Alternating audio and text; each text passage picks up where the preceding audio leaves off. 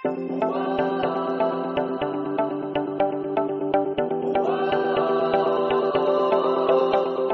Champions, तो आ गए हैं फिर से स्थिर विद्युत का एक नया लेक्चर लेकर, जिसमें आज हम आपको बताएंगे विद्युत द्विध्रुव या इलेक्ट्रिक डाइपोल। ठीक है, तो देखते हैं विद्युत द्विध्रुव या इलेक्ट्रिक डाइपोल होता क्या है। तो बेसिकली विद्युत द्विध्रुव क्या होता है, जब कोई दो आवेश जिनका परिमाण समान रहे, मैग्नीट्यूड सेम रहे, बट डायरेक्शन अपोजिट रहे। डायरेक्शन मतलब अलग अलग चार्ज होना चाहिए, एक प्लस है तो दूसरा माइनस होना चाहिए। बस ये है कि दोनों का मैग्नीट्यूड या परिमाण जो है वो सेम होना चाहिए, तभी पूरे सिस्टम को अपन बोल देंगे इलेक्ट्रिक डाइपोल। कंडीशन ये है कि कंडीशन वो दोनों बहुत ही पास होने चाहिए। बहुत ही पास का क्या मतलब है सर? अब भैया अपनी दूरी के हिसाब से बहुत पास होना चाहिए, मतलब वो जितना अपने साइज के हिसाब से बहुत पास होना चाहिए। फॉर एग्जाम्पल, अगर छोटे छोटे चार्ज हैं, मतलब माइक्रोकुलम के चार्ज है, माइक्रोकुलम के चार्ज है, अब उनको मैं अगर 2 सेंटीमीटर पे रखूंगा तो बहुत दूर हो जाएगा। वो ऐसे नहीं रखना है अपने को, ठीक है। मतलब चार्ज को एकदम पास में रखना है। अगर माइक्रोकुलम है तो दूरी माइक्रोमीटर में रख लो, ठीक है। तो ऐसे इतना पास में रखना है, तभी जो सिस्टम बनेगा उसको मैं बोलूंगा विद्युत द्विध्रुव। जब two equal and opposite charge एकदम स्मॉल सेपरेशन पर हो, तब इस सिस्टम को बोला जाता है इलेक्ट्रिक डाइपोल। फॉर एग्जाम्पल, मेरे पास मान लो मेरे पास कोई दो आवेश है, एक है माइनस क्यू और एक है प्लस क्यू। इनकी बीच की दूरी सपोज एकदम पास है। अब ये जो बीच की दूरी है उसको मैं बोल देता हूँ 12। तब ये जो पूरा सिस्टम बनेगा मेरे पास, ये जो सिस्टम बन के आ रहा है, इसको बोला जाएगा इलेक्ट्रिक डाइपोल। ठीक है, इसको क्या बोलेंगे? इलेक्ट्रिक डाइपोल या विद्युत द्विध्रुव। जरूरी नहीं है क्यू और क्यू हो, यहाँ पर 5Q और -5Q भी हो सकता है, 6Q और -6Q भी हो सकता है। बराबर होना चाहिए बस, और साइन अलग अलग होना चाहिए। देखो, एक प्लस है तो एक माइनस, एक प्लस तो एक माइनस। क्लियर है? तो ये होता है तुम्हारा इलेक्ट्रिक डाइपोल या विद्युत द्विध्रुव। उसके अलावा आता है डाइपोल मोमेंट, द्विध्रुव आघूर्ण। द्विध्रुव आघूर्ण या इसी को बोलते हैं डाइपोल मोमेंट। तो ये क्या होता है? डाइपोल मोमेंट याद रखना, कोई भी एक चार्ज को उठा लो, प्लस माइनस को छोड़ दो, कोई भी एक चार्ज को उठा लो और उनकी बीच की दूरी से गुणा कर दो। ठीक है, कोई भी एक चार्ज को ले लो, कोई भी एक चार्ज को ले लो और उनकी बीच की दूरी, डिस्टेंस, दोनों के बीच का क्या करो? डिस्टेंस को उठा लो, दोनों का मल्टीप्लाई कर दो। अब ये निकल जाएगा तुम्हारा डाइपोल मोमेंट। ठीक है, तो मान लो कोई एक चार्ज है, उठा लो, दोनों तो सेम है, तो क्यों बीच की दूरी 2L, और ये हो जाएगा डाइपोल मोमेंट, जिसको शो करते हैं P वेक्टर से। ठीक है, किससे शो करेंगे? P वेक्टर से। क्लियर है? अगर वेक्टर है तो इसका एक डायरेक्शन होगा, तो हाँ बिल्कुल इसका डायरेक्शन होता है। इसका डायरेक्शन जो होता है वो होता है माइनस से प्लस, ये है इसका डायरेक्शन। ठीक है, इसका डायरेक्शन क्या होगा? तो इसका जो डायरेक्शन या दिशा होगा वो होगा नेगेटिव से पॉजिटिव की ओर होता है। क्लियर? उसके अलावा इसका डायमेंशनल फॉर्मूला, विमी सूत्र और मात्रक वगैरह की बात कर लेते हैं। तो देखो, इसका मात्रक पहले तो निकलेगा, देखो क्यू का मात्रक है क्या? कूलाम। तो इसका जो यूनिट हो जाएगा कूलाम मीटर, कूलाम लंबाई metre, coulomb metre. Dimensional formula या विमी सूत्र की बात कर लेते हैं। तो क्यू का डायमेंशनल फॉर्मूला होता है 80 इंटू ये हो जाएगा कितना? L। तो ये हो जाएगा M0 L T और A। ये है डायमेंशनल फॉर्मूला। क्लियर है ना? क्यू का होता है 80, L का क्या हो जाएगा? लेंथ। क्लियर? तो ये है तुम्हारा डाइपोल मोमेंट। क्लियर है? दिशा क्या होती है? माइनस से प्लस की ओर। एक आध क्वेश्चन दिखा देता हूं, देखो। मेरे ख्याल से इससे नीट में आया हुआ सवाल है, एक बार चेक करता हूं। तो ये समझ में आ गया होगा, इसको मिटाते हैं।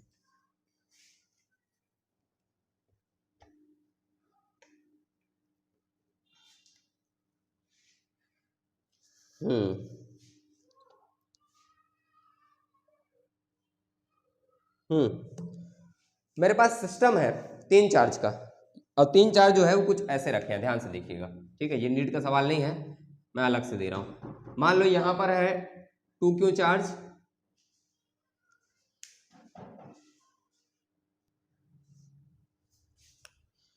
सवाल देखिए, सवाल में हमें 3 चार्ज दिया हुआ है, उसका कोऑर्डिनेट्स दिया हुआ है। 3 चार्ज जो है वो है एक तो -Q, एक तो 2Q और एक और -Q। इनके कोऑर्डिनेट्स दिए हुए हैं। कोऑर्डिनेट्स क्या क्या है? इसका जो कोऑर्डिनेट्स है वो दिया हुआ है 0, A, इसका दिया है 0, 0, इसका दिया है A, 0। ये 3 चार्ज है और तीनों के कोऑर्डिनेट्स जो है वो मेरे को दिया हुआ है। ठीक है, अब अपने को निकालना है net dipole moment of the combination. ठीक है, net dipole moment of the combination निकालना है। 3 चार्ज का सिस्टम दिया हुआ है, तीनों का कोऑर्डिनेट्स दिया हुआ है। अब कोऑर्डिनेट्स से इनको जमाना जो है उसको ध्यान से समझो। तो इसको जमाना कैसे, देखो ये 0,0 पर है, मतलब ये ओरिजिन पर है, मूल बिंदु पर है, तो इसको जमा दो 2q ऐसे है। उसके अलावा देखो इसका x 0 है, y a है, मतलब ये y में है, ये जो है वो y में है। कितनी दूरी पर है, a दूरी पर है। ठीक है, तो ये और ये वाला जो डिस्टेंस है वो कितना है, वो a है। ओके, इसमें देखो a, 0 पर है, ये a, मतलब x जो है वो a है, x a दूरी पर है और x एक्सिस में, x में 0 है ना, y में कुछ नहीं है। ठीक है, तो ये है, और ये जो है ये माइनस चार्ज यहाँ पर रखा हुआ है। तो ये है सिस्टम, -q और ये 2q।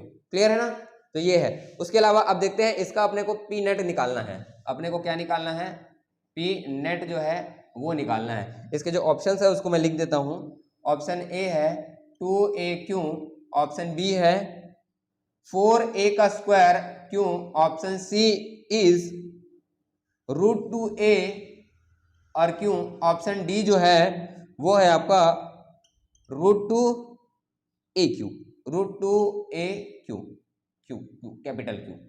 क्लियर है, चलिए शुरू करते हैं, ध्यान से देखिएगा। अपने को डाइपोल मोमेंट नेट निकालना है, कुल द्विध्रुव आघूर्ण निकालना है। अब यहाँ पर देखो ये क्यू, देखो ये 2q है, अपन जानते हैं बराबर होने चाहिए तभी काम बनेगा अपना, मतलब ये -q है तो +q होना चाहिए भाई, -q है तो +q होना चाहिए। तो ध्यान से देखेंगे तो इसको मैं ऐसे लिख सकता हूँ, एक q को इसके साथ लिख लो, एक q को ये वाले भाई साहब के साथ लिख दो। अब ये देखो q - q, दो डाइपोल मोमेंट बन गया। अब यहाँ पर देखो ये जो डाइपोल मोमेंट है उसका नेट निकालना है अपने को। देखो ये दोनों बराबर होंगे, बीच की दूरी भी बराबर है, चार्ज भी बराबर है, तो डाइपोल मोमेंट तो बराबर होंगे। बस ये है कि डाइपोल मोमेंट का डायरेक्शन देखो, इसके कारण जो डाइपोल मोमेंट बनेगा, इसके कारण जो बनेगा माइनस से प्लस इधर बनेगा एक पी, और इसके कारण जो बनेगा देखो माइनस से प्लस डायरेक्शन माइनस से प्लस होता है, इधर बनेगा एक पी। क्लियर है, एक पी इधर एक पी इधर। क्लियर, तो पी नेट ऐसा कहीं जाएगा, क्लियर है ना, एक पी इधर जाएगा, ये दोनों के कारण एक पी इधर जाएगा, ये दोनों के कारण एक पी नीचे जाएगा। अब दो अगर ऐसे है ऐसे, तो पी नेट तो बीच से जाएगा क्योंकि ये दोनों तो बराबर है।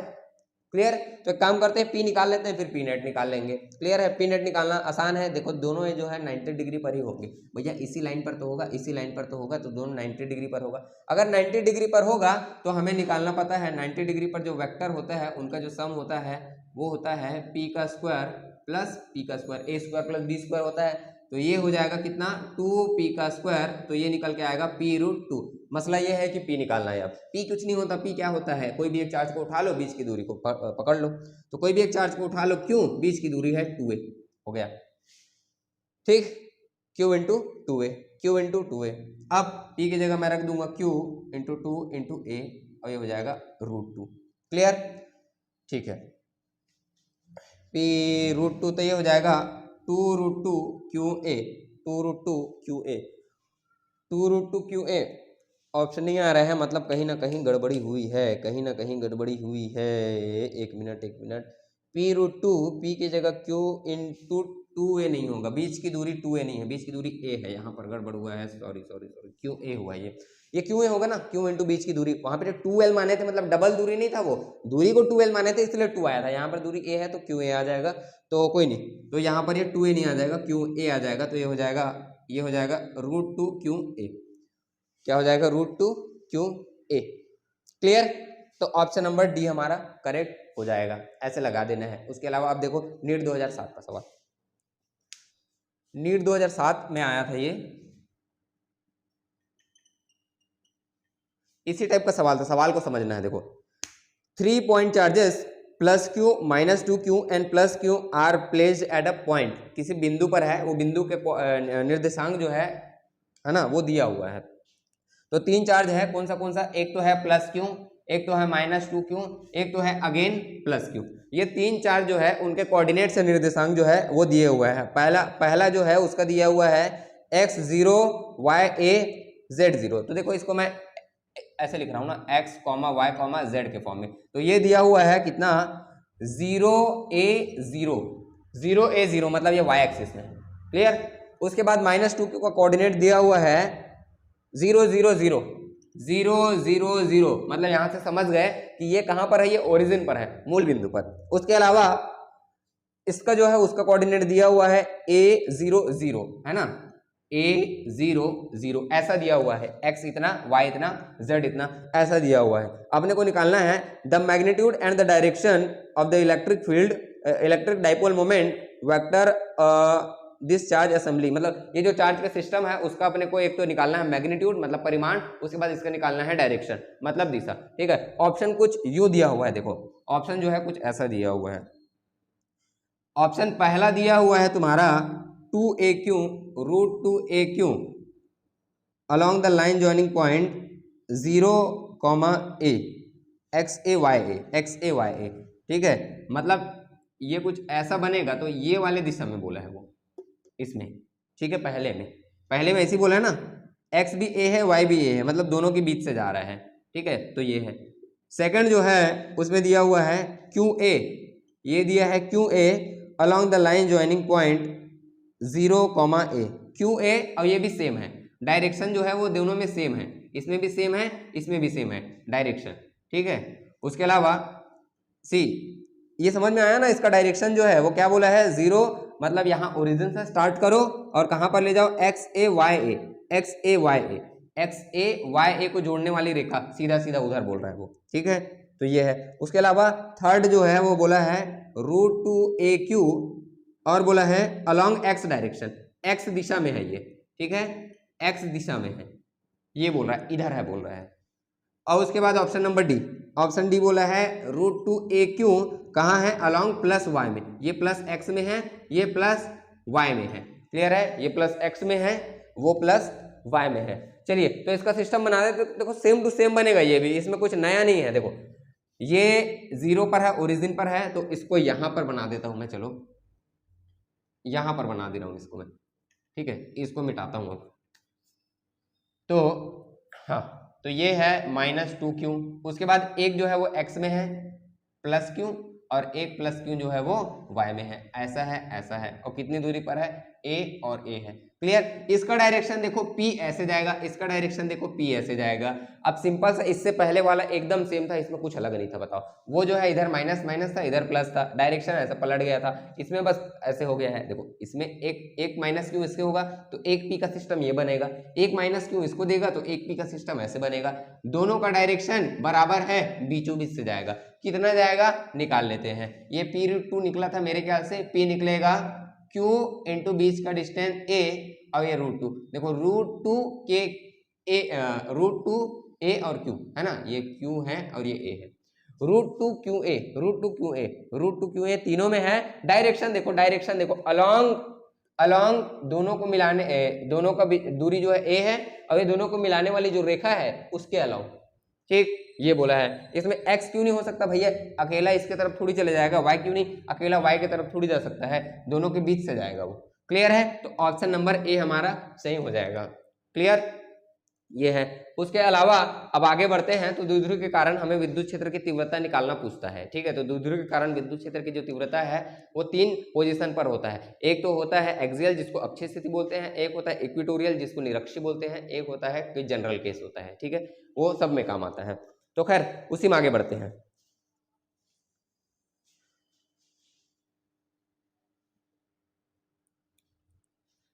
तो देखते हैं, कोई द्विध्रुव या डाइपोल है जिसके कारण अपने को इलेक्ट्रिक फील्ड निकालना है, विद्युत क्षेत्र की तीव्रता, इंटेंसिटी ऑफ इलेक्ट्रिक फील्ड निकालना है। ये बेसिकली 3 पॉइंट पर निकलता है। पहला पॉइंट है अक्षीय स्थिति जिसको एक्सियल पोजीशन बोलते हैं, दूसरा है निरक्षीय स्थिति जिसको बोलते हैं इक्वेटोरियल पोजीशन, और तीसरा जो है वो किसी भी स्थिति जनरल केस है, एट एनी पॉइंट। ठीक है, तो ये है, तीनों को बारी बारी से निकालते हैं, बहुत इंपॉर्टेंट है, एग्जाम में बहुत आता है ये। ठीक है, तो इसको ध्यान से समझेंगे।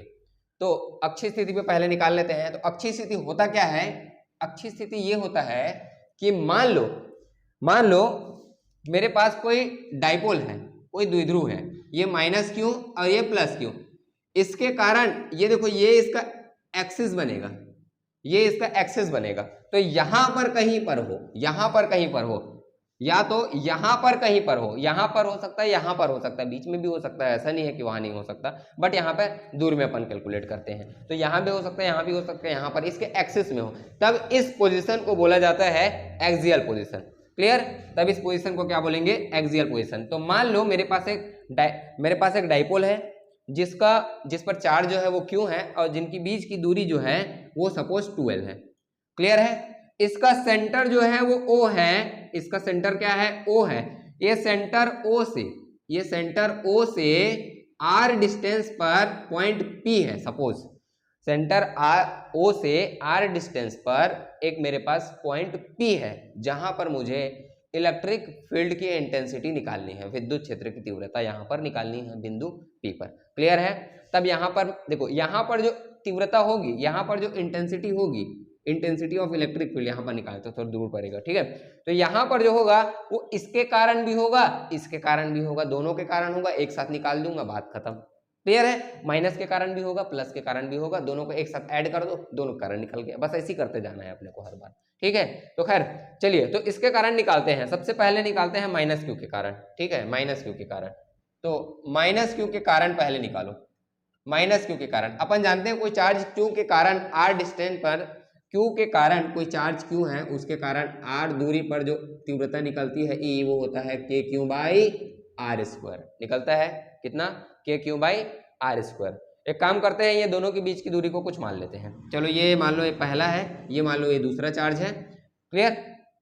चलो तो अब ध्यान से देखो, ये इसका सेंटर है तो ये L होगा और ये वाली दूरी जो है वो भी L हो जाएगी। अब निकालना आसान हो जाएगा। माइनस क्यू के कारण तीव्रता निकालो, तो माइनस क्यू के कारण जो है वो तीव्रता निकलेगी E1 बोल देता हूं मैं इसको, तो E1 हो जाएगा के क्यू बाई, ठीक है, k Q by are square. R निकालना है यहां से यहां तक की दूरी, यहां से यहां तक की दूरी। क्लियर? तो यहां से यहां तक की दूरी ध्यान से देखो, यहां से यहां तक की दूरी तो आर है, उसमें एक एल को ऐड कर दो। ये यहां से यहां तक की दूरी पूरी आर मान लिए हो, ये एल ऐड कर दो, तो ये हो जाएगा आर प्लस एल का होल स्क्वायर, हो जाएगा के Q by are square. Clear है? डायरेक्शन इसका देखो, डायरेक्शन जो है वो कैसा जाएगा? माइनस जो है इधर खींचना चाहेगा, इधर खींचना चाहेगा। ठीक है? तो इसकी जो दिशा हो जाएगी वो इधर आएगी, E1 जो है वो इधर आएगा, E1 इधर आएगा, E1 इधर। क्लियर है? मतलब देखो P की दिशा ये है, डाइपोल मोमेंट की दिशा ये है, ये उसके अपोजिट है, तो इसको मैं लिख दूं P के विपरीत दिशा में आएगा, ये P के विपरीत दिशा में, विपरीत ये होगा मेरे ख्याल से, विपरीत नहीं यार, वही होगा विपरीत। ठीक है? चलो तो दिशा क्या होगी? P के विपरीत होगी। ओके ठीक है, तो पहला इक्वेशन पहला मान लो इसको। क्लियर है? दूसरे कारण निकालो, प्लस क्यू के कारण निकालो। प्लस क्यू के कारण जो निकलेगा वो क्या निकलेगा? E2 मान लो उसको, तो E2 क्या निकलेगा? ये होता है के क्यू बाय बीच की दूरी। बताओ छोटू, तो यहां से निकालना है बीच की दूरी। यहां से देखो, ये दूरी पता है, ये दूरी पता है, मेरे को ये बताओ, अगर ये दूरी में ये दूरी को घटा दूं, मैं क्या बोल रहा हूं, ये दूरी में ये दूरी घटा दूं तो ये दूरी निकल जाएगा कि नहीं? यही तो चाहिए अपने को। देखो ये दूरी में ये दूरी घटा दो, ये दूरी मतलब R में L को घटा दो तो ये दूरी निकल जाएगा। तो ये वाली दूरी को मैं लिख सकता हूं R माइनस एल का होल स्क्वायर। इसकी दिशा क्या होगी? देखो प्लस है तो इसको ऐसे भगाना चाहेगा उधर, E2 उधर भागेगा, E1 इधर आएगा, E2 उधर भागेगा, E1 इधर आएगा। क्लियर? तो ये है, तो वहां पर एक तो E1 इधर आ रहा है, E2 उधर जा रहा है, और नेट किधर जाएगा उसको अपन ध्यान से समझेंगे। तो इसकी दिशा क्या होगी? P की दिशा में, P की दिशा में। बस ई नेट निकालो, काम खत्म अपना। ई नेट निकालो। अब ध्यान से देखो, ई नेट ये दोनों जो है एक दूसरे से 180 डिग्री पर है। दूसरे से कितने डिग्री पर है? 180 डिग्री पर। 180 डिग्री है, ई नेट क्या निकलेगा? ध्यान से देखो, ये हो जाएगा E1 square plus E2 square plus 2E1 E2 cos 180 degree. यही होता है। डायरेक्ट मैं E1 माइनस E2 लिख सकता हूँ, लेकिन कई लोग को समझ नहीं आता ये, इसलिए पूरा लिख दिया। चलिए, तो कोई दिक्कत नहीं है। अब ये हो जाएगा E1 square plus E2 square plus 2E1 E2 cos 180 होता है -1, तो ये हो जाएगा। आगे बढ़े तो ये हो जाएगा, अब तुम्हारा जो ई नेट निकल कर आएगा, ई नेट वो कितना निकलेगा? E1 plus E2 minus 2E1 E2 root over E1 square plus E2 square minus 2E1 E2। Clear है? ये फॉर्मूला होता है A plus b whole, A minus b whole square का। अब ध्यान से देखो, इसको मैं लिख सकता हूं इसको मैं लिख सकता हूं E1 माइनस E2 का होल स्क्वायर, या इसको मैं लिख सकता हूं E2 माइनस E1 का होल स्क्वायर। दोनों का मतलब एक ही होगा, फॉर्मूला में दोनों सेम आएगा। अब यहां पर दिमाग ये लगाना है कि मुझे ये बता दो कि E1 बड़ा होगा कि E2 बड़ा होगा, बस इतना बता दो। E1 बड़ा होगा कि E2 बड़ा होगा। तो यहां को देखने के लिए हम यहां देख लेते हैं। देखो E जो है वो इनवर्सली प्रोपोर्शनल है दूरी के, ठीक है, जो डिस्टेंस है उसके इनवर्सली प्रोपोर्शनल है व्युत्क्रमानुपात है, मतलब दूरी जितना ज्यादा होगा E उतना कम होगा, मतलब जिसका पास होगा उसके कारण E ज्यादा होगा। तो E जो है ये प्लस के कारण मेरे ख्याल से पास होगा, ये प्लस के कारण पास होगा, मतलब E2 बड़ा होगा। E2 क्या हो जाएगा, बड़ा हो जाएगा। तो एक काम करता हूं, मैं इसको लिख देता हूं छोटू, इसको मैं लिख देता हूं E2 माइनस E1 और ये पूरे का होल स्क्वायर, स्क्वायर से ये कटेगा तो E नेट निकलेगा कितना तुम्हारा, E2 minus E1, E2 minus E1, और बड़ा ये वाला बड़ा होगा तो इसी के जैसा काम करेगा। तो फाइनली यहां पर अगर किसी चार्ज को मैं रख दूं प्लस चार्ज को तो उधर भाग जाएगा, वो क्लियर है, वो उधर भागेगा क्योंकि E2 बड़ा है ना जी। तो E2 जैसा काम करेगा, E2 के जैसा काम करेगा, जैसा E2 चाहेगा वैसा ही होगा। क्लियर है, तो खैर ये है। अब फाइनली इसको अपन निकाल लेते हैं, अब फाइनली इसको निकाल लेते हैं अपन। अपने को पता है E1, अपने को पता है E2। अब शुरू करते हैं, चलिए। तो अब यहां तक मिटाता हूं मैं, हाँ। अब E नेट निकल कर आएगा, E नेट तुम्हारा निकल कर आएगा E2, ये है E2, ये हो जाएगा KQ बटे R माइनस L पूरे का whole square minus E1 KQ बटे R प्लस L का होल स्क्वायर। बस इसको सॉल्व कर दो, काम आसान हो जाएगा, ठीक है। चलो इसको इधर एक काम करो ना, KQ कॉमन निकालो दोनों से, KQ दोनों में है, निकल जाएगा। यहां बचेगा 1/R माइनस L पूरे का whole square minus 1/R plus L पूरे का होल स्क्वायर। इसको भी मिटाता हूं अब।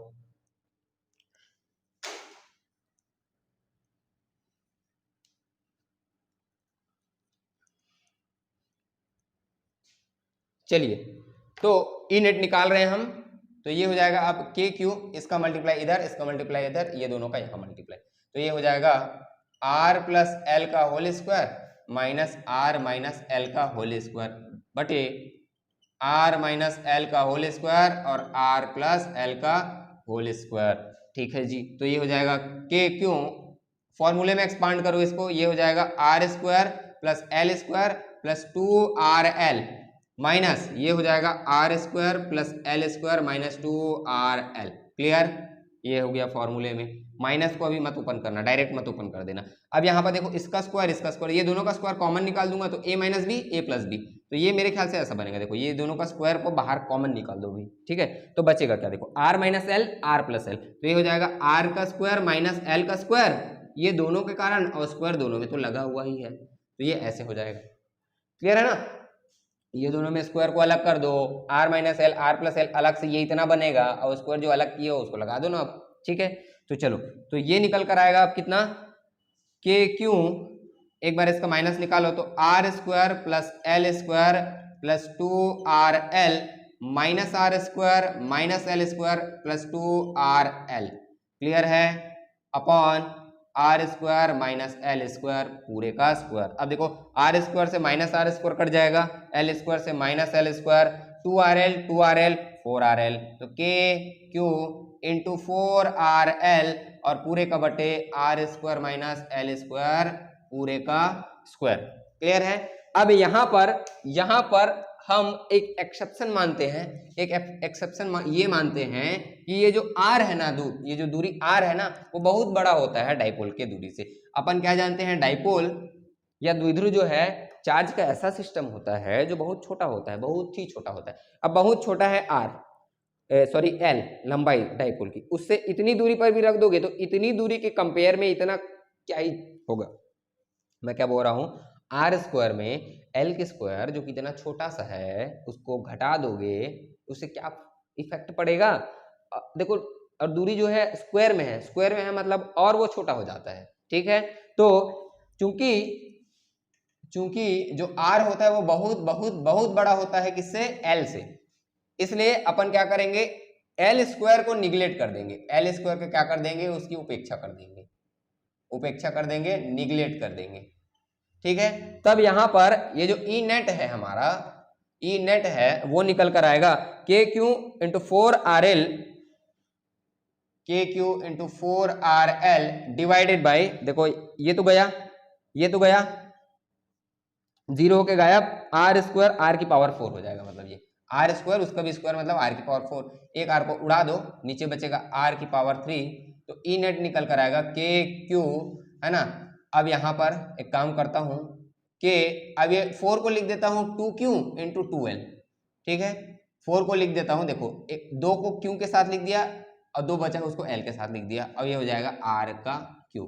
ऐसे करने पर मेरे को फायदा ये मिलेगा कि Q इंटू 2L जो है वो होता है P, डाइपोल मोमेंट। तो ई नेट निकल कर आएगा वो होगा, देखो ये होगा 2K और ये हो जाएगा P अपॉन R का Q, क्लियर है। तो ये इतना निकलेगा ई नेट, किसके कारण, किसी डाइपोल के कारण एक्सियल पॉइंट पर, अक्षीय स्थिति पर ई नेट जो है वो निकलता है 2KP बटे R का Q, क्लियर है भैया। देखो 4 था, 2 को Q के साथ लिख दिया, 2 को मैं L के साथ लिख दिया, Q इंटू 2L, ये देखो P होता है, अब ये 2 सामने आ गया, ये K इधर आ गया, ये R का Q अपने जगह पर है। तो ये निकलेगा एक्सियल पॉइंट पर किसी डाइपोल के कारण इलेक्ट्रिक फील्ड, क्लियर है। डायरेक्शन ये मैग्नीट्यूड है, डायरेक्शन क्या निकलेगा, जो प्लस चार्ज जो चाहेगा, प्लस चार्ज, देखो ना एक ऐसा था, ये तुम्हारा माइनस क्यू था, ये प्लस क्यू था, यहाँ पर P था, इसके कारण E2 उधर भागा था, E1 मेरे ख्याल से इधर आया था, ये प्लस के कारण, प्लस पास में है ना, जैसा ये चाहेगा वैसा होगा, उधर भाग जाएगा।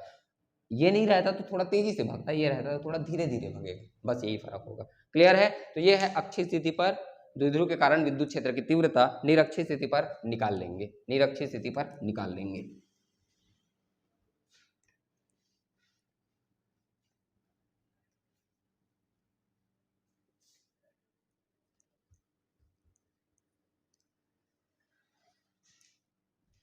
हाँ, तो निरक्षीय स्थिति क्या होती है, सेकंड है ये,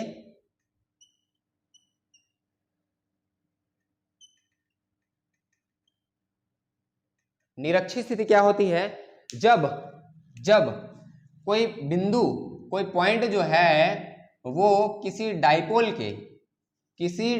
के इक्वेटोरियल पोजीशन पर हो, इक्वेटोरियल लंबार्धक बोलते हैं हिंदी में, लंब और आधा भी, मतलब पहले तो परपेंडिकुलर होगा और दूसरा बाइसेक्टर होगा, परपेंडिकुलर बाइसेक्टर पर हो, मतलब ये पहले तो बाइसेक्टर मतलब एग्जैक्टली बीच पे, और परपेंडिकुलर मतलब ये एग्जैक्टली 90 डिग्री पे, यहाँ पर कोई पॉइंट हो तो इस पोजीशन को बोला जाता है इक्वेटोरियल पोजीशन, ठीक है। इसको क्या बोलेंगे, इक्वेटोरियल पोजीशन, ठीक है, इसको बोला जाता है इक्वेटोरियल पोजीशन। इसके कारण अपने को निकालना है ई नेट, तो कुछ नहीं है, तो इसके कारण निकाल लो, इसके कारण निकाल दो, नेट निकाल दो, बात खत्म, ठीक है। तो सपोज मेरे पास डाइपोल है जिसका चार्ज, जिसमें चार्ज जो है वो क्यू है मतलब प्लस क्यू है माइनस क्यू है, ठीक है, और इनके बीच की दूरी जो है वो है सपोज 2L है, ठीक है। अब इससे थीटा बनाते हुए, कितना बनाते हुए, थीटा एंगल बनाते हुए, ठीक है, और यहां से थीटा बनाते हुए, यहां से r डिस्टेंस पर थीटा एंगल बनाते हुए इसके सेंटर से r डिस्टेंस पर कोई पॉइंट जो है वो P है, वहां पर मुझे निकालना है electric field, net electric field. तो यहाँ से थीटा है, बीचों बीच में है, यहाँ से जितनी दूरी वहां से भी इतनी दूरी, यहाँ से एंगल थीटा, तो यहाँ से भी एंगल थीटा हो जाएगा, क्लियर।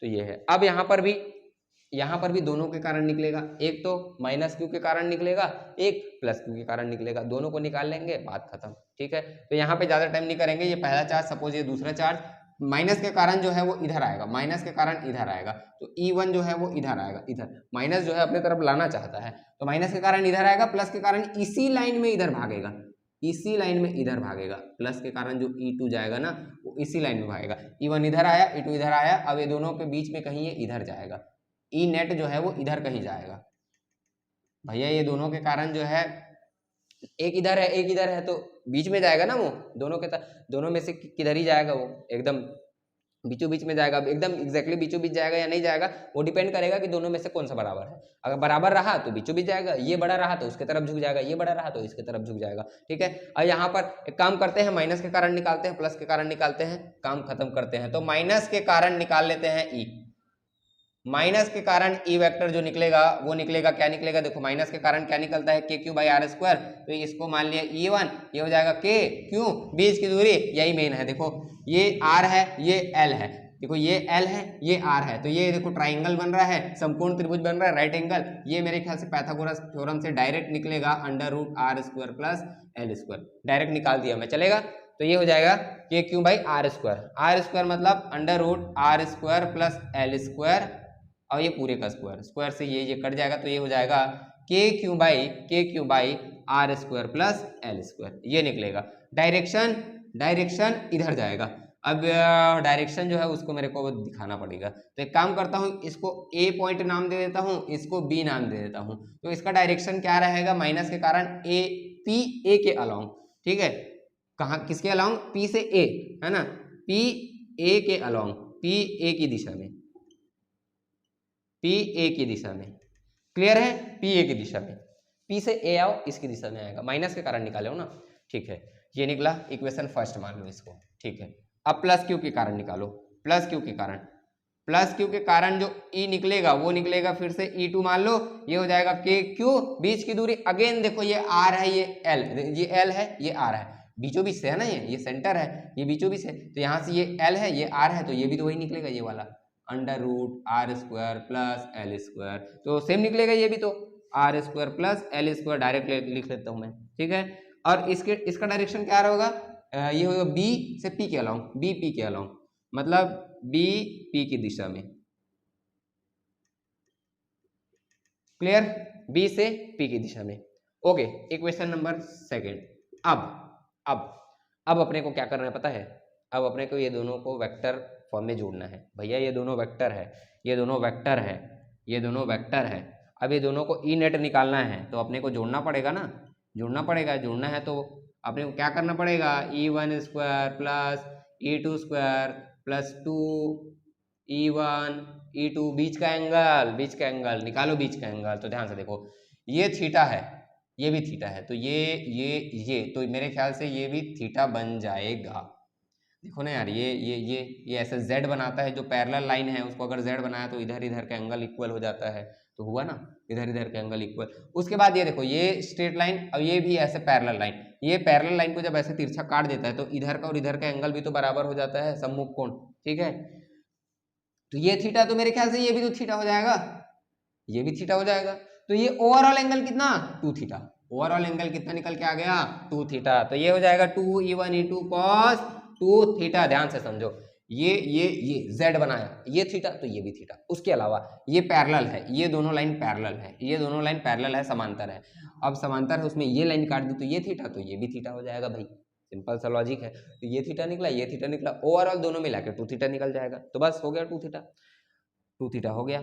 अब शुरू करते हैं, तो ई नेट निकल कर आएगा, ई नेट निकल कर आएगा, अब इधर निकलेगा ना ई नेट, उसकी दिशा तो पता ही चल ही रहा है, ठीक है। तो ये हो जाएगा अब E1 स्क्वायर, अब देखो E1 E2 इक्वल है, E1 E2 इक्वल है, मैं क्या बोल रहा हूँ, E1 जो है वो बराबर है E2 के, बराबर E मान लो, दोनों बराबर है, ध्यान से देख लो, डायरेक्शन का ही खेल है, बस डायरेक्शन अलग है, बाकी दोनों बराबर, तो मैं दोनों की जगह ई लिख देता हूँ। तो ये हो जाएगा ई स्क्वायर प्लस ये भी हो जाएगा E square plus 2E1 E2 को भी ई स्क्वायर लिख दूँ, तो ये हो जाएगा, और cos 2 थीटा, ठीक है। अब मेरे को स्पेस चाहिए होगा, तो उधर वाले को रफा दफा करो उसको, तो अब ये हो जाएगा ई स्क्वायर 2E स्क्वायर बनेगा ये, है ना। तो ई नेट निकल कर कितना आएगा, ई स्क्वायर बनेगा 2E का स्क्वायर, उसके अलावा 2E square cos 2 theta, 2E का स्क्वायर कॉस 2 थीटा, दोनों में 2E स्क्वायर कॉमन पकड़ के बाहर निकालो, तो ये हो जाएगा 2A का स्क्वायर, ये हो जाएगा 1 plus cos 2 theta, 1 plus cos 2 theta. Cos 2 theta का फॉर्मूला, कॉस 2 थीटा का formula, cos 2 theta 2 cos square theta minus 1, याद रखना है भैया, सामान्य गणित, 2A का स्क्वायर, और ये हो जाएगा 1 प्लस cos 2 थीटा हो जाएगा 2 cos स्क्वायर थीटा माइनस 1, ये 1 1 कैंसिल हो जाएगा, तो क्या आएगा 2 2 4 cos स्क्वायर E का स्क्वायर, 4 cos स्क्वायर A का स्क्वायर, दिख रहा है कि नहीं, पता नहीं, √4 cos square E square. Okay, ये निकला है ई नेट, ये निकला है तुम्हारा क्या, ई नेट। अब एक काम करते हैं, इसको रूट से बाहर निकालो, इधर को मिटाऊंगा।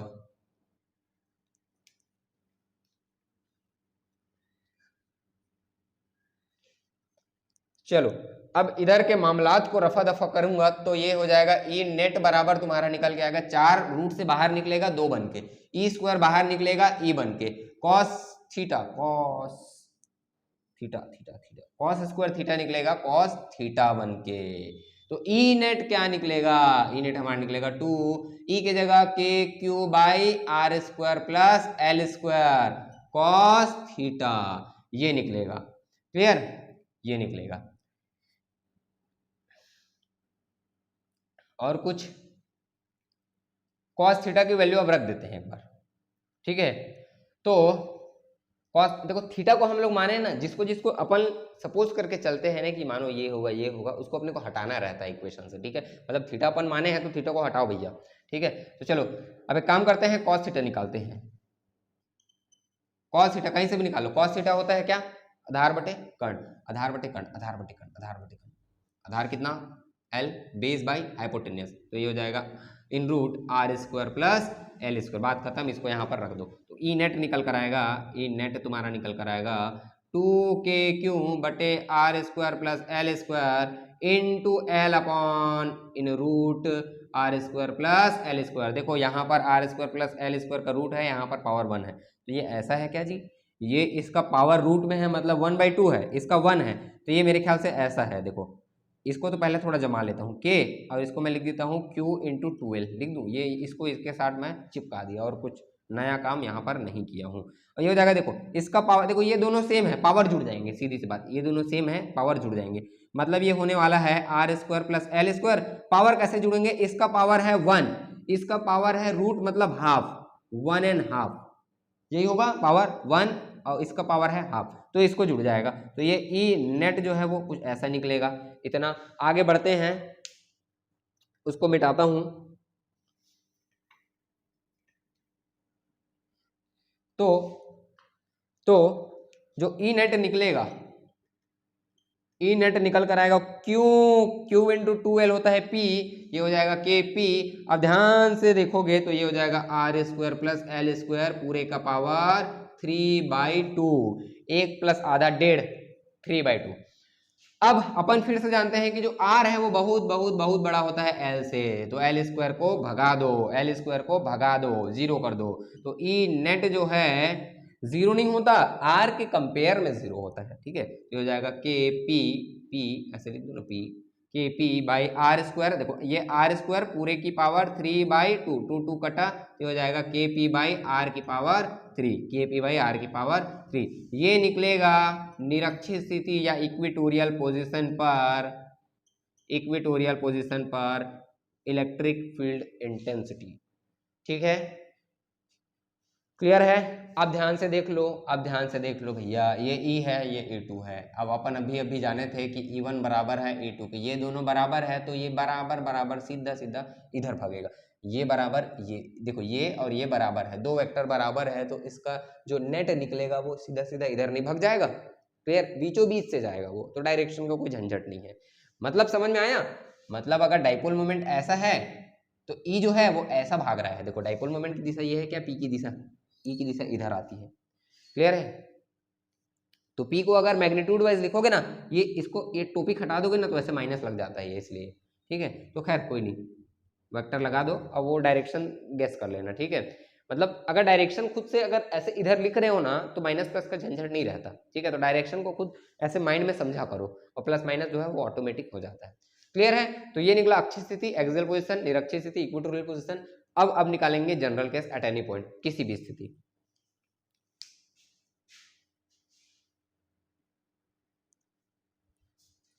चलिए अब लेते हैं जनरल को केस, जिसको बोलते हैं एट एनी पॉइंट, मतलब किसी भी स्थिति पर, ठीक है। तो किसी भी स्थिति पर, एट एनी पॉइंट, किसी भी स्थिति पर, किसी भी स्थिति पर किसी द्विध्रुव के कारण विद्युत क्षेत्र की तीव्रता, ठीक है। Electric field intensity by electric dipole at any point, इसको जनरल केस भी बोलते हैं। तो मान लेते हैं मेरे पास एक डाइपोल है, ठीक है, एक डाइपोल है जिस पर चार्ज क्यों है और जिनके बीच का जो डिस्टेंस है, बीच का सेपरेशन है वो 12 है। Okay okay all right. इसके सेंटर से ना तो यहां ना तो यहां, एक जनरल पॉइंट पर, तो इसके सेंटर से सपोज थीटा एंगल पर और आर डिस्टेंस पर एक पॉइंट मेरे पास पी है, यहां पर निकाल के बताओ, ये है सवाल। यहां पर निकाल के बताओ, यहां पर निकाल दिए, यहां पर निकाल दिए। एक बार याद कर लेते हैं, अक्षीय स्थिति पर E एट एक्सियल पॉइंट, अक्षीय स्थिति, ठीक है, यहां पर निकला था, यहां पर कितना निकला था, एक्सियल पॉइंट पर निकला था, वो निकला था मेरे ख्याल से 2k, ये था ना 2kp बाय आर का क्यूब, ये था, ठीक है। और इसको ऐसे भी लिखते हैं ई पैरेलल, ई पैरेलल रहता है ना, ये ऐसे है तो इसके पैरेलल है, ठीक है।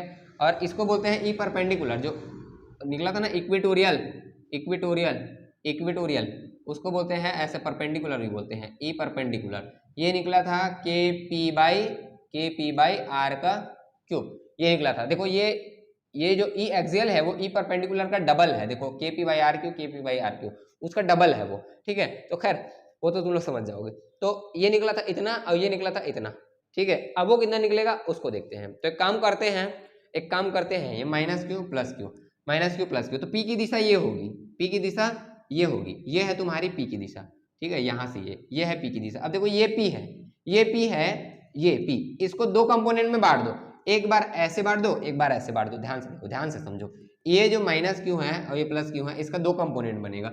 ये है तुम्हारा पी, एक ऐसे बनेगा, एक ऐसे बनेगा, ये ऐसे बनेगा, तो ये हो जाएगा पी, ये थीटा है तो ये पी कॉस थीटा बनेगा एक बार। अब एक बार ये ऐसे बनेगा, ऐसे ध्यान से समझ लो, पी साइन थीटा बनेगा। क्या है, जो थीटा बनाता है वो कॉस होता है और जो थीटा नहीं बनाता वो साइन होता है, ध्यान से समझो। एक बार ऐसे कर लो, एक बार ऐसे कर लो। भैया पी वेक्टर है ना, दो कंपोनेंट में तो बांट सकता हूं मैं वेक्टर को, सदिश को, तो एक बार ये ऐसे कर लो, एक बार ये ऐसे कर लो, बात खत्म, निकल जाएगा। एक बार पी कॉस के कारण निकाल लो, एक बार पी साइन के कारण निकाल लो, सरल है। पी कॉस के कारण ध्यान से देखो, ये ऐसे हो गया, अगर पी कॉस हो गया तो इसके कारण ये अच्छी स्थिति में आ गया एक्सियल पॉइंट पर, और ये ऐसे हो गया तो इसके कारण निरक्षीय स्थिति पर आ गया, इक्वेटोरियल पोजीशन पर। निकाल लो, बात खत्म करो, ठीक। तो एक काम करते हैं, दो कंपोनेंट में बांट दिए, अब पी कॉस के कारण निकालो। पी कॉस थीटा के कारण क्या निकलेगा, ये निकलेगा जो ई, ऐसे ऐसे लिख दूं क्या, इसके कारण एक्सियल को, ई पैरेलल, तो ये हो जाएगा, क्या होता है 2kp, 2 के पी की जगह क्या आएगा, P cos theta upon, P cos theta upon बीच का डिस्टेंस आर, डिस्टेंस आर का क्यूब, बात खत्म। भैया ये ऐसे हो गया तो दूरी पास में आ गया, ऐसे मत बोलो, सेंटर से नापते हो ना दूरी, तो इसको अगर मैं ऐसे कर दूंगा तो सेंटर थोड़ी बदला है, ठीक है, वो घुमा बस तो है। चलिए, तो ये निकला, और पी साइन थीटा के कारण क्या निकलेगा, तो पी साइन थीटा के कारण निकलेगा भैया ई परपेंडिकुलर, जो निकलेगा वो निकलेगा के पी बाई आर क्यूब, तो के पी की जगह पी साइन थीटा और आर का क्यूब, बात खत्म। ये दोनों को जोड़ दो, ये दोनों को जोड़ लो वेक्टरली, ठीक है। इसके कारण अब हाँ, यहाँ पर जो दूरी आएगी ई, जो नेट निकलेगा उस पर संशय है थोड़ा सा, देखो संशय कैसे है, देखो इसके कारण ये जब ऐसे हो गया, पी कॉस के कारण ये सीधा सीधा ऐसे भागता है कि नहीं बताओ, और ये पी साइन थीटा ऐसे है, उसके कारण ये ऐसे अपोजिट जाता है, ऐसे अपोजिट जाता है। तो मैं क्या बोल रहा हूँ, देखो ये पैरेलल के कारण, ये जो ई पैरेलल है वो इसके कारण वो इधर जाएगा, अभी परपेंडिकुलर के कारण वो ई जो है वो ऐसा जाएगा। क्लियर है, दोनों एक दूसरे से 90 डिग्री पर एग्जैक्टली होगा, और ई नेट जो है इधर जाएगा, इधर बीचों बीच ई नेट जाने वाला है। समझ पाए कि नहीं, एक बार और समझो। देखो ये ऐसे कर दिया तो पी कॉस बन गया, पी कॉस के कारण क्या होता था, देखो ये माइनस क्यू था, ये प्लस क्यू था, तो इसके कारण रखते थे तो इधर भागता था कि नहीं, इधर भागता था, तो इसके कारण इधर भागेगा। और ऐसे रख दिए थे, अब भी जब ऐसे रख दिए तो इधर भागता था इधर, तो ऐसे रख दूंगा तो इधर भाग जाएगा। ये दोनों एक्जैक्टली 90 डिग्री पर है, बीच से जाएगा। क्लियर, तो ये है, ऐसा डायरेक्शन निकालना है। बीच से कितना जाएगा, तो सपोज मान लो ये अल्फा एंगल बनाते हुए जा रहा है, अल्फा एंगल, बाद में एंगल निकाल लेंगे। तो खैर, तो अपन ई नेट निकालते हैं। अब ई नेट क्या निकलेगा जी, ई नेट निकलेगा, ई नेट क्या निकलेगा, दोनों एक दूसरे से 90 डिग्री पर है, 90 डिग्री पर है, तो ई डायरेक्ट निकलेगा क्या, ई पैरेलल का स्क्वायर प्लस ई परपेंडिकुलर का स्क्वायर, ये डायरेक्ट निकलेगा 90 डिग्री पर, ये होता है। अरे E1 plus E2 plus 2 E1 E2 cos theta कितना 90 डिग्री पूरा 0 हो जाएगा, तो ये तो बचेगा, तो ठीक है।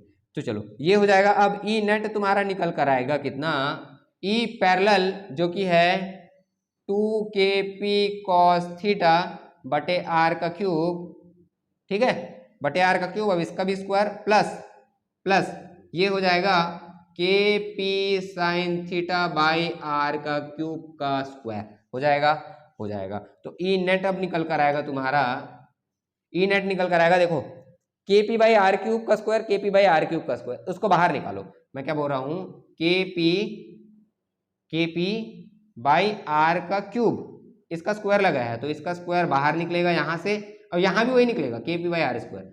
तो बचेगा क्या उसको, देखो यहां बचेगा p cos theta upon r cube का स्क्वायर प्लस इधर क्या बचेगा, आर क्यूब तो निकल गया ना, तो यहां बचेगा, अरे p भी निकल गया, तो क्या क्या यहाँ क्या बचा, 2 cos थीटा, हाँ तो यहाँ बचेगा 4 लिख दूं, 4 cos स्क्वायर थीटा, नहीं समझ आया क्या, देखो kp बाई आर स्क्वायर निकलेगा यहाँ से बाहर तो स्क्वायर बन के निकलेगा, और यहाँ से भी निकलेगा, उसको कॉमन ले लिया मैं, ठीक है, kp बाई आर क्यूब, इसका भी स्क्वायर यहाँ निकलेगा, kp बाई आर क्यूब यहाँ से भी निकलेगा, दोनों का स्क्वायर भी तो निकलेगा ना, स्क्वायर में है तो ये इसको कॉमन ले लिया। यहाँ क्या बचेगा, देखो 2 बचेगा, कॉस बचेगा, तो इसका स्क्वायर लगा दो ना डायरेक्ट, 2 का स्क्वायर 4 और कॉस का square cos square theta, plus यहाँ पर देखो kp बाई निकल गया, ये हो जाएगा साइन स्क्वायर थीटा। बस यहाँ पर कुछ नया काम नहीं हुआ है, बस इतना ही है, ठीक है।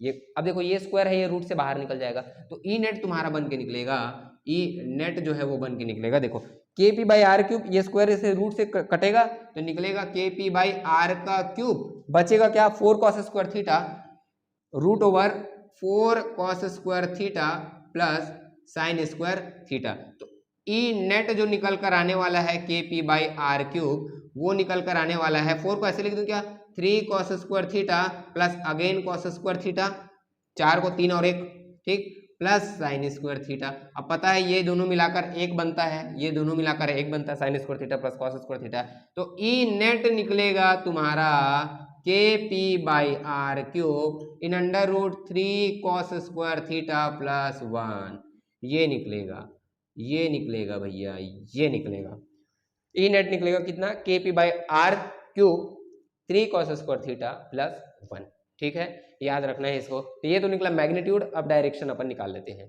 तो खैर डायरेक्शन निकालते हैं, डायरेक्शन मतलब अपने को एंगल चाहिए, वो अल्फा माने हो ना एंगल इसको, तो उसी को निकालना है। तो एक काम करते हैं, अल्फा निकालते हैं, ठीक है ना, ठीक है, देखो अल्फा निकाल रहा हूँ एंगल, चलो मिटा रहा हूँ इसको पहले।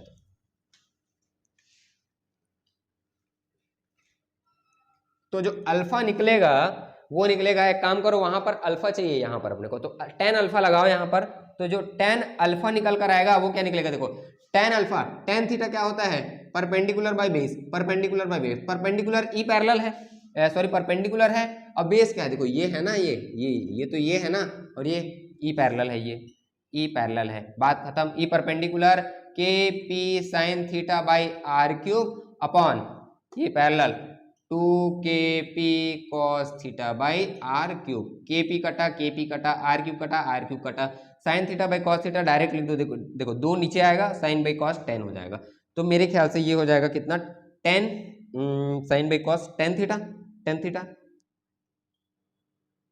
Theta upon 2, tan theta upon 2, यही आने वाला है, tan थीटा अपॉन 2, और कुछ नहीं। तो क्या निकला, tan अल्फा बराबर क्या निकला, tan थीटा बाई 2, ये निकला है tan थीटा बाई 2, या ऐसे लिख देता हूँ यार 1/2 tan थीटा, चलो ये ज़्यादा सुंदर दिख रहा है, tan थीटा बाई 2, क्लियर है। तो ये है अब एक बार अल्फा बराबर ऐसे कर दो ना, tan inverse half tan theta, clear है, हाफ tan थीटा, ये निकलता है एंगल, ये निकलता है एंगल, क्लियर है। एक शॉर्टकट ट्रिक बताऊं, अगर एंगल निकालना हुआ ना तो कुछ मत करना, थीटा प्लस अल्फा कर देना, थीटा प्लस अल्फा, ये निकलता है angle, theta plus alpha, theta plus alpha, theta plus alpha. कैसे बोल रहे हो सर, देखो ध्यान से समझो, ये है यहाँ पर थीटा एंगल पर वो है, थीटा एंगल पर पी है, थीटा एंगल अल्फा एंगल, देखो देखो पहले ये था theta theta theta theta theta alpha, theta plus alpha, theta plus alpha, ऐसा था थीटा अल्फा, बस थीटा प्लस अल्फा डायरेक्ट निकाल लेना, क्लियर है।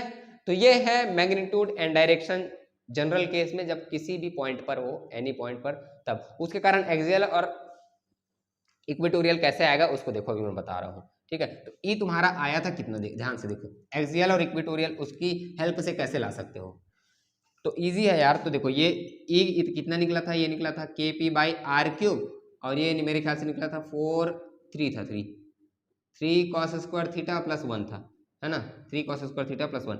अगर एक्सियल हो, अगर क्या हो, एक्सियल हो तब मेरे ख्याल से थीटा 0 डिग्री होगा, थीटा 0 डिग्री होना चाहिए, होगा कि नहीं, थीटा 0 डिग्री भैया, यहाँ पे रख दोगे तो थीटा ही नहीं बनेगा, तो ये निकलेगा देखो KP/r³, अब ये हो जाएगा 3 cos 0 1, तो 3 × 1 + 1, ये हो जाएगा कितना, 3 + 1 4 रूट से बाहर निकलेगा 2 बन के, 2 KP/r³ आया, 2 KP/r³। और अगर ये एक्सियल नहीं रहा, इक्वेटोरियल पोजीशन रहा, तब थीटा 90 डिग्री बनता है, थीटा 90 डिग्री बनता है, थीटा 90 डिग्री, ये सेंटर से नापना है ना, ये 90 डिग्री, ठीक, 90 डिग्री बनेगा, तब ये वाला टर्म कितना हो जाएगा, देखो KP/r³ और ये वाला क्या हो जाएगा, cos 90 0 मतलब 1, √1 = 1, तो KP/r³ ऑल्सो आ गया, ठीक है। तो ये है, तो उसके हेल्प से लगा सकते हैं, इसलिए उसको जनरल केस बोला जाता है, ठीक है। तो ये है डाइपोल मोमेंट के बारे में पूरी कहानी, ठीक है। तो आज इसको मैं इस लेक्चर की समाप्ति की घोषणा कर देता हूँ। आगे डाइपोल मोमेंट में टॉर्क वगैरह बात करेंगे, फिर फ्लक्स, गॉस का थ्योरम, फिर चैप्टर खत्म, ठीक है। फिर चैन की सांस लेंगे, नया चैप्टर शुरू करेंगे, ठीक है। तो पढ़ते रहिए, ऑल द बेस्ट।